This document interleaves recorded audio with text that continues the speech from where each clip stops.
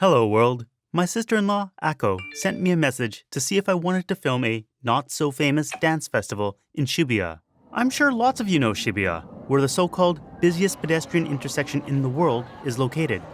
It's famous as a young person's town, where fashion, music, and other trends originate.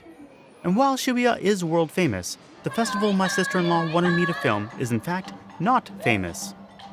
So why film it? Well, her mother-in-law co-founded one of the dance troupes and promised we could get some behind-the-scenes access.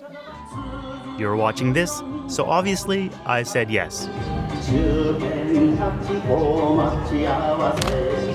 So when I say the festival is not famous, I mean if you go up to the average Japanese person and say, "Do you know the Kagoshima Ohara Matsuri?" they'd probably say no. But if you ask them about the Yosakoi or Awa Odori, everyone would know them. The thing is though, so many regions in Japan have their own unique dance festivals. For example, this is the Sendai Suzume Odori from the prefecture of Miyagi. And this is the Okinawa Dento Eisa from the prefecture of Okinawa. And one of the Matsuri, or festivals, is the Kagoshima Ohara Matsuri from the prefecture of Kagoshima. 一応鹿児島では南九州最大のお祭りということを言って、鹿児島はね、2万4、5千で、しかも2日間にわたってやるわけ。Do you see this round spot right in the middle of the map? That's Sakurajima, a very active volcano. It's the symbol of Kagoshima. In Kagoshima, you'll also find Tanegashima, which is home to one of Japan's rocket launching sites. You might have seen it in Shinkai Makoto's 5 centimeters per second. Famous food you'll find is kurobuta, which you can eat as tonkatsu or even shabu-shabu. And for drinks, there's shochu. There are many kinds, and the one that Kagoshima is known for is sweet potato. You can visit Kirishima Jingu, a national treasure, which is where you'll find one of Japan's many power spots. It also has the famous Maruo Falls, where hot spring water plummets down. Kagoshima is a very natural place, and it's famous for a lot of things, just not the Kagoshima Ohara Matsuri. So how did this small prefecture with a relatively unknown dance festival secure a prime spot in Tokyo right next to the world-famous Shibuya crossing? Kenjinkai っていうのは、あれですよね、地元を愛する人の集まりで、その地元と連携して、いろんな祭事事をやって、ふるさとを認識して味わってもらうと。関東でなんかイベントやろうじゃないかという話が出て、鹿児島の大原祭りっていうのを東京でもやろうじゃないかと。渋谷っていう決まったのは当時の渋谷区の区長さんが鹿児島市の出身だった。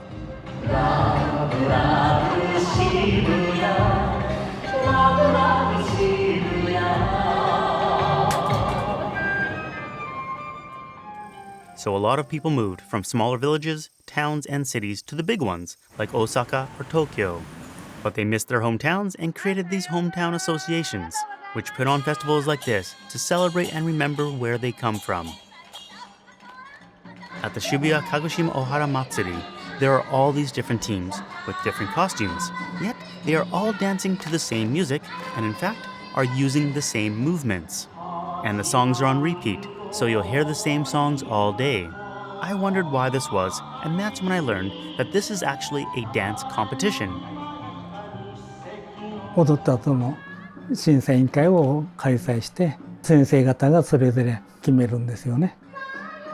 踊り手はいい表情で楽しく笑顔で踊っているかと。それから2番目に沿道の観客にアピールするとともに踊りを楽しんでいるかと。3番目にレンガ前後左右にきれいに並んで踊っているかと。渋谷で1部、2部、3部ってあるんですよ。Right, so the festival is split into 3 parts. The first is the judged dance competition. And by the way, congratulations to my sister-in-law's mother-in-law, so my mother-in-law-in-law's team, for receiving the Kagoshima Senators Award for their performance. The second part of the festival is an exhibition. This is where all the teams grabbed a seat on the street to enjoy the Wakamono no Odori, which in English is youth dance. The youngins were flown in from Kagoshima to liven things up.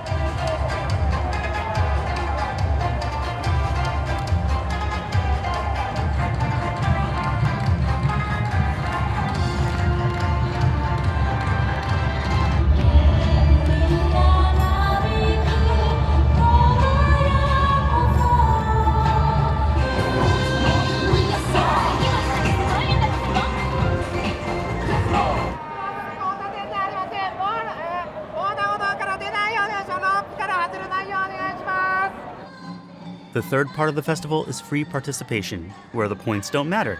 It's a time to relax, perhaps put on a Spider-Man mask, and enjoy the festivities. Well, maybe not for the young team. They were flown all the way in from Kagoshima, after all.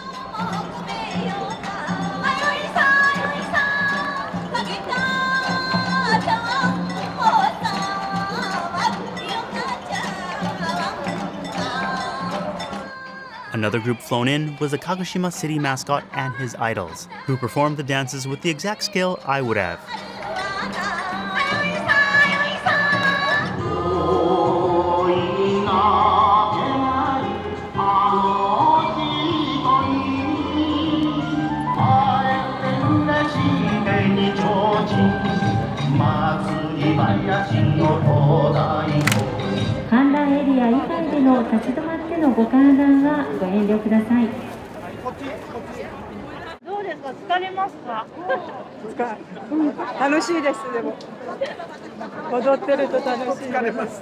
でもどうやってこの会に入ろうと思ったとかってなんかきっかけがあるんですか？踊り参加しないで見るだけだったんだけど、せっかく鹿児島のお祭りがこの渋谷、若者の街ね、渋谷でやってるっていうのを知ってて、連を作って踊りたいなっていうのがきっかけはそこからだよね。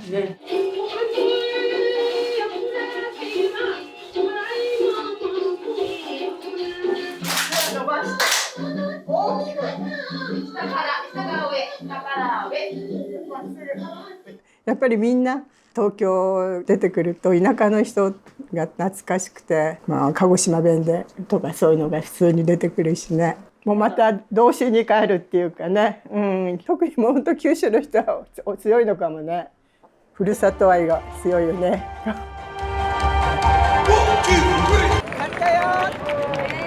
大変名残惜しいのです。